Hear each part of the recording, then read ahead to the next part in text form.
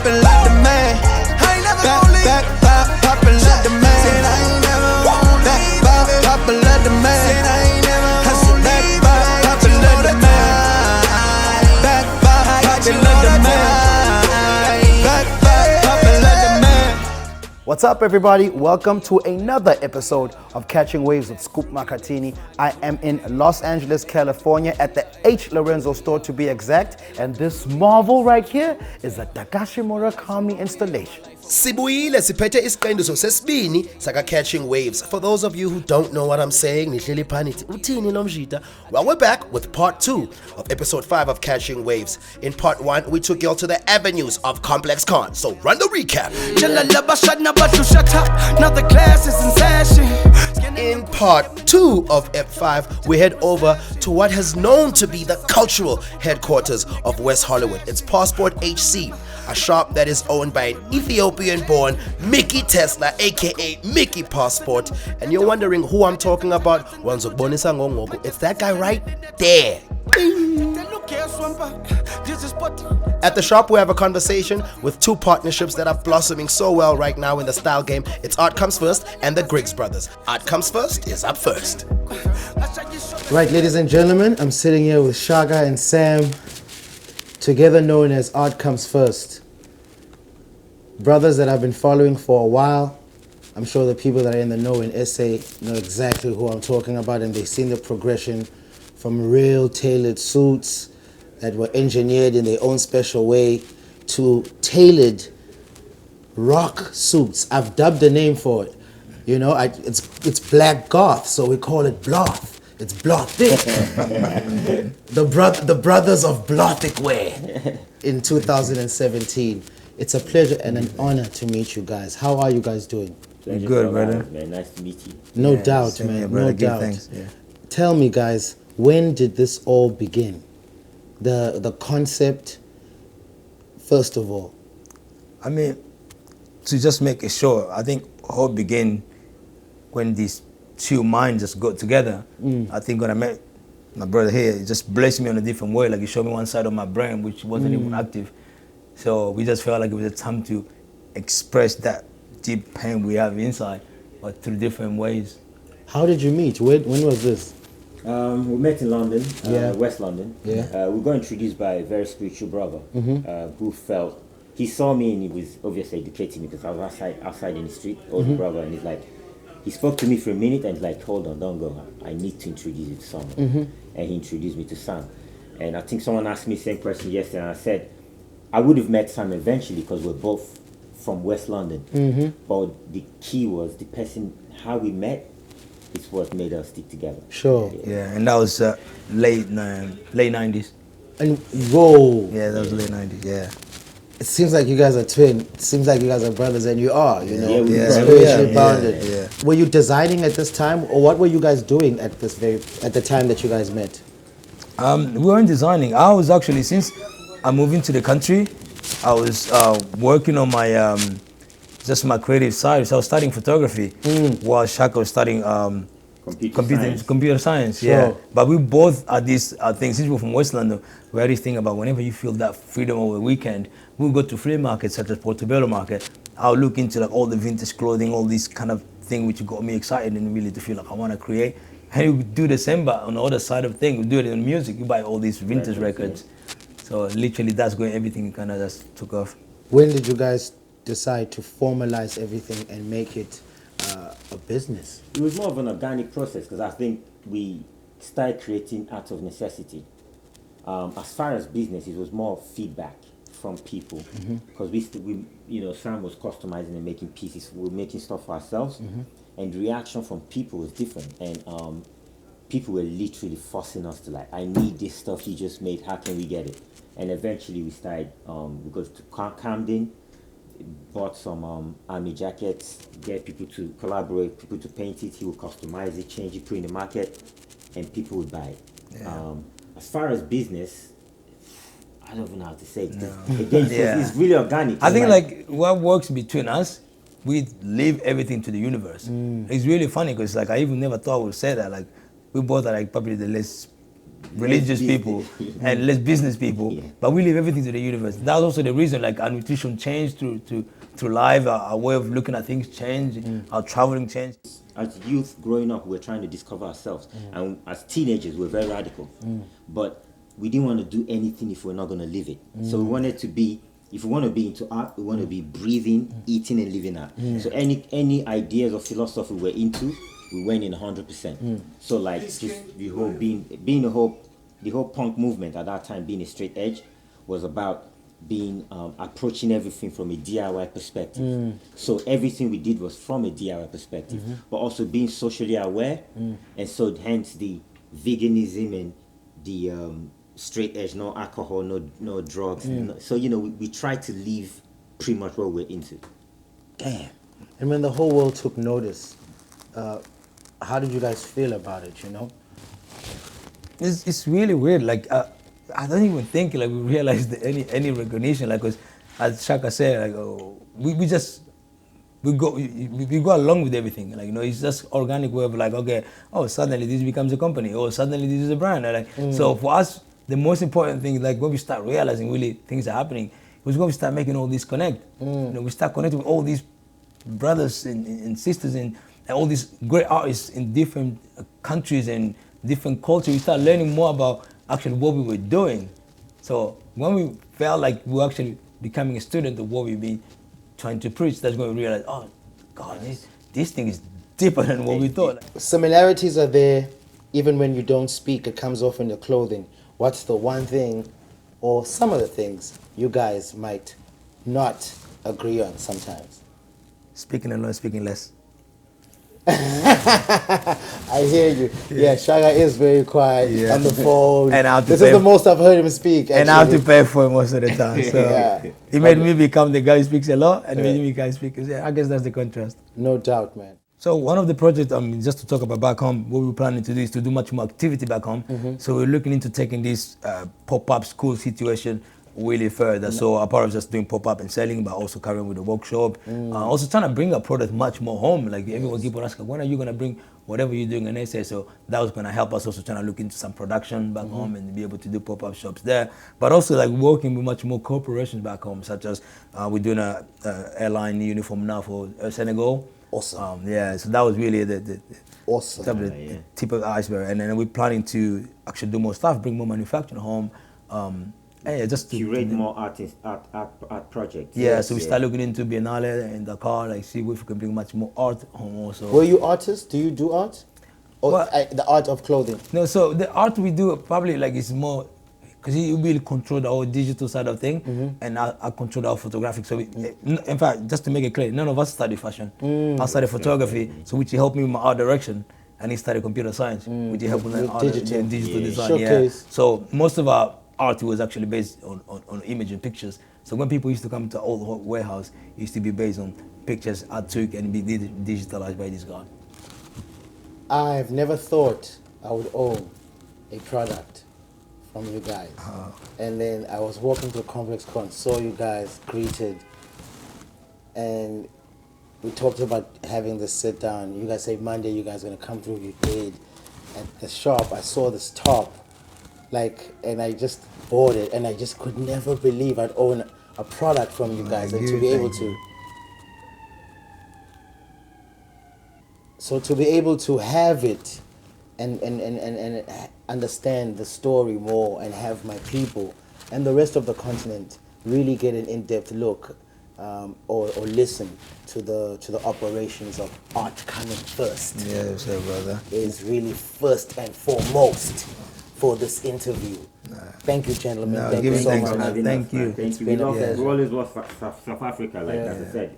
South Africa's always been home for us. Yeah, and thanks for the support, man. You just coming and saying that, like that was your first art conference piece. I don't think it's, we see a lot of you guys in the pictures. We haven't seen a sit down talk.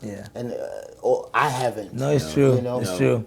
It's really true, and that's the reason I appreciate this, because you literally are the first person. My mom always made the joke every time I went to see her. She's like, "You need to do one of those TV programs, sit down in Africa.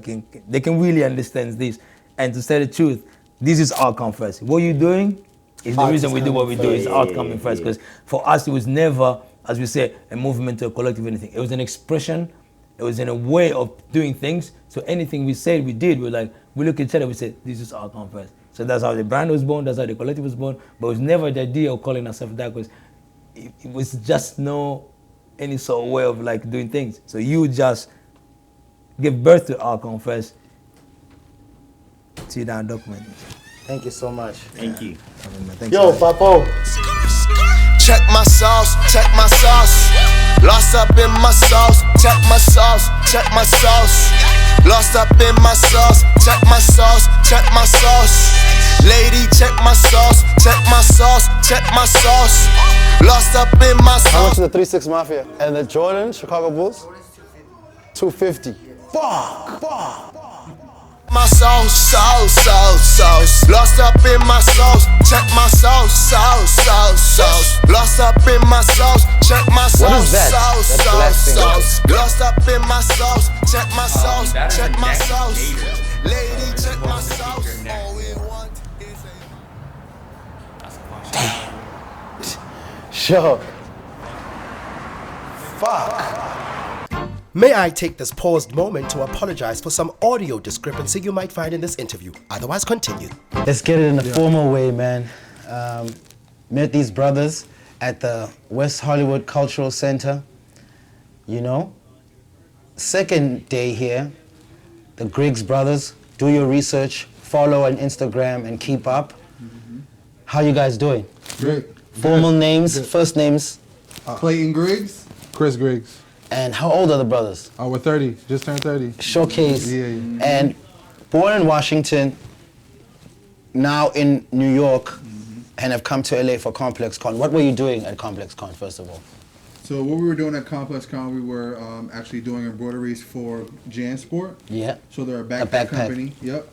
They've been around forever. They've Well, been around. now this is actually their Right, 50th the 50th, anniversary, yeah. so that was like one of the things that they were doing for Complex Con. They didn't really advertise it that much, but in a sense of just like being a part of all the festivities this year, and I believe the pack that they created was like a black and gold pack that was sort of representing their lineage of 50 years.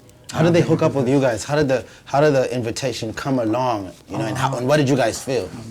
They actually hit us up actually a few months back, like a while ago. Like February. Yeah, Like February. Yeah, it's And, crazy. like the events in November. Yeah, so, it's like, it was awesome. So we instantly jumped on it because we saw it as a great opportunity to be a part of Complex Con. We heard about it last year and how well it was, and also just to be able to work with such a legacy brand. I mean, we have sure. over 50 brands that we want to work with. So Did you that write was them just down? like a check. Yeah. We got them all written down. Really? We're not telling nobody. We're Nice. just gonna do it. Yeah. You know what I'm saying? So you'll see. We got 'em. So- when you follow us, you'll But see. how JanSport found us was because we developed a customized section at opening ceremony, which is Sure. kind of a boutique in New York and actually in LA. And they also have a store in Tokyo as well. So we developed their customized section, and that's kind of how JanSport found out about us. How did you guys start with this thing? So we started doing customization with Nike. At least I started doing customization with Nike in about 2009, beginning of 2009. And pretty much from then on, it was just kind of like a snowball effect of just kind of sticking to it and understanding what it is and having lots of fun with it personally, and really seeing how much people enjoy it and how much it can really touch people and be a part of people's lives, and connect the regular consumer to the brand of whatever brand, and seeing how well it does and how much more value that brings to a company or to a brand or to a situation, just to allow somebody to be a part of it, whether it's customizing your dinner. You know what I mean? You don't go to McDonald's or whatever just to get exactly what they give you on the menu. Sure. You know what I mean? So why would you want that for your clothing brand or for your cup of tea or whatever? You know what I mean? So it's like Personalizing everything. yeah. So it's like, it's interesting that it is, I'm pretty sure it was obviously very popular in, early fashion in a sense, because everybody would get their clothes tailored or whatever in that sense. So everybody was kind of customizing their clothes. Yeah. And I know that still goes on in large parts of the world, especially in Africa. I hear a lot of my friends that get a lot of their things just made. So it's like, as much as, you're probably getting reproductions of, maybe the specific style of suit, but you're still getting your own colorway, you're getting your own maybe branding on it or text or whatnot. So I think it's interesting that it's become such a big business now, and I'm very happy to be part of sort of this forefront of it, and happy that, our work has sort of starting to pay off in a sense. Did you have to do some stuff for free? Did you have to do some stuff to start off and they were not really like bringing in the ends? Actually, luckily, got super blessed to just kind of get thrown right into it. So I helped open a space called 255 Studios. It was on Elizabeth Street in New York City. And it was pretty much just like a full-on customizing space for Nike, where they would just do custom clothing. So there was no sneakers involved with it. It was just all apparel. What were you doing at this time? Just watching him. At that time, going, yo, I need to get on this. At that time, I started a thing called Make Your Own at Ralph Lauren, which was at a store called Rugby. Sure. Before the store closed. So it was like 2009, 2010. And then actually in that time, while he was over there, I actually went over there. So I was kind of working at both places for like maybe a month or two, and then I just went fully over to Nike just because at that space you were able to do so much. You know what I mean? So it was like, as a kid, you would always want to make your own Nike anything. You know what I mean? So like to be able to just develop any kind of logo or anything I came to my head, I can just do it right there on the spot. We had like laser machine, we had embroidery, we had a CAD cut, which could do like stuff like this. Yes. Vinyl cutout. We had like a printing, DTG, which is like a digital printing machine. And any image you could think of, we could just print it. Nike's with it. I'm also like a Nike ambassador / representative at home. We have a campaign coming up, and I'm going back to now Battle Force, so Nike's families. That's why we get along. And then living in Washington, growing up there, living in Brooklyn, working there, and also having your ties in LA, like how does it inform what you guys do? Does it inform it at all? I'm sure it does, right? It comes through in a certain way. It's just, I would say like it's kind of crazy because people always ask like, oh, how'd you guys get into fashion, or I'm like, people don't understand how fashionable DC is, like the people there. I've been there, and I thought so too. And it's kind of crazy. Like they're really fashion forward, but the fashion hasn't came all the way there yet. So actually, growing up as a kid, there were so many homegrown brands that were only just for DC. So it's like with that, we kind of were inspired in that. We're like, oh man, if we could do something like this, but take it to the world, like people would really enjoy it. So it kind of was like that kind of effect, and understanding that New York was the hub to the world. So the only way to really get respected in fashion and be able to really meet everybody and do what you want to do is New York. I get it. You know what I mean? Fully. So at least that's what we thought. Right, at least that's what we thought. You know what I mean? And now, in terms of meeting Mick and Joseph, how did that happen? And being part of the board members, What's so the shareholders. What's so interesting is that we met Rohan Marley, and he was like, man, you guys have got to meet my man Joseph I. For sure. So we're like, yo, okay. Like, obviously, if you're telling me anybody, like I'm meeting them. You know what I'm saying? So then I ended up coming out to LA for some work, and we're just like, you know what, we're here. Like I gotta track these guys down. So I ended up meeting them. I'm meeting them at the Frank 151 shop, like at their headquarters. Sure. And that's the first time I met him, Mick, and it was just like crazy. I was like, all right, this is just family from then on, and then now it's just been love ever since. And then finding out Mick has worked really closely with like one of my mentors, Dawi Chow, and just like a bunch of other brethren that we know from back in New York through just different links and work and stuff like that. So it's just amazing to see how much the culture is, it's all a very tight circle, but it's still like a real big brotherhood and love and like. It's almost like a secret society. I feel so blessed, man. In a sense, for sure. You were talking about the people that are coming here. We just talked to, what's his name? Sharaf. Yeah.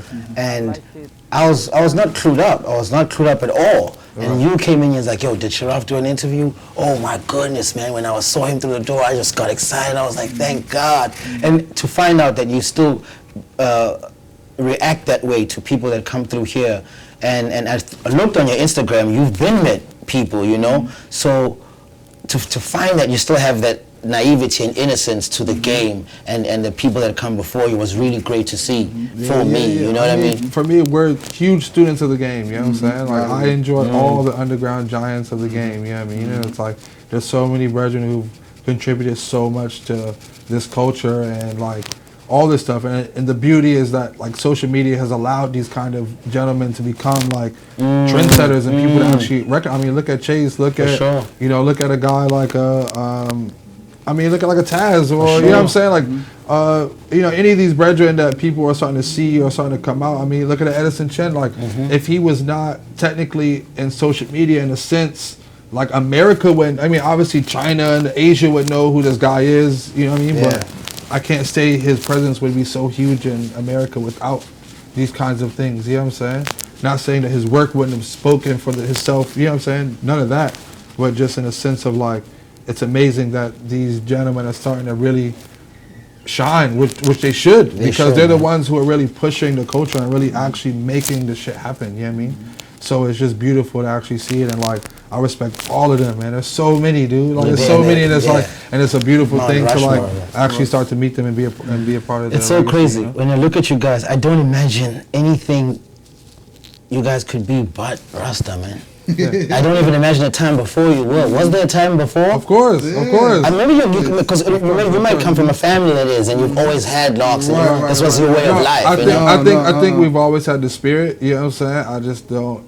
We didn't always have the understanding, which you get every day. You know what I mean? So it's a growth. You know what I'm saying? It's still a growth. You know what I mean? I'm still growing every day. It's just a sense of. I think it's always been within me. You know what I mean? I've always wanted my hair down to the ground. I've always wanted certain vibes. You know what I mean? So. It's a blessing to actually come into manifest that. Manifest that because it's real. You know what I mean? You know you from earlier. It's just up to you to live your life or live someone else's. And who came out first? I'm interested in the twin dynamic. Supposedly, this guy came out. Hey, that's the star side. We were crazy with this German. We're Libras. Okay, but it's still scales. Yeah, we have a balance. The balance. That's nuts. The balance. That's crazy. The balance. And what do you guys most fight about? Nothing. We bicker. Yeah. It's just like I think we say a lot of the same things, just in different ways. So we're just like, nah, you said that kind of weird, so I don't really agree with that. Ever like the same girl? I mean, we like beautiful women, so of course. You know what I mean? Not in the sense of like, you know what I mean? If he like a sister, or, you know what I mean? Yeah, that's you, you know what I mean? But same way. You have the same taste in you.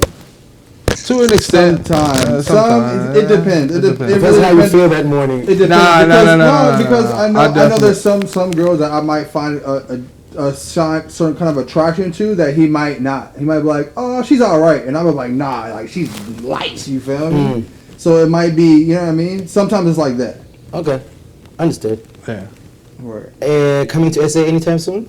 Hopefully whenever. You know what I'm saying? You invited me, I'm coming. You know what I'm saying? Alright. You know what that means. Brand's gotta give us the money. Hey, thank you so much for But we still want to come. We still want to come. No doubt. I'm sure it'll happen. Yeah. I've just realized that so much of everything, not just realized, but it's always nice when things get affirmed, either by thought, or by signs, or really by them happening over and over again. And this trip has been about, all you gotta do is just wish it and it happens, man. Really. Straight up. It's been a divine one.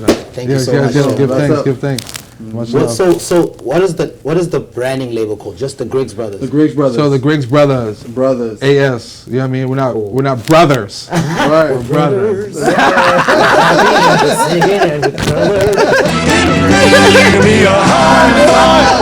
All right, cut and print. Beautiful, guys.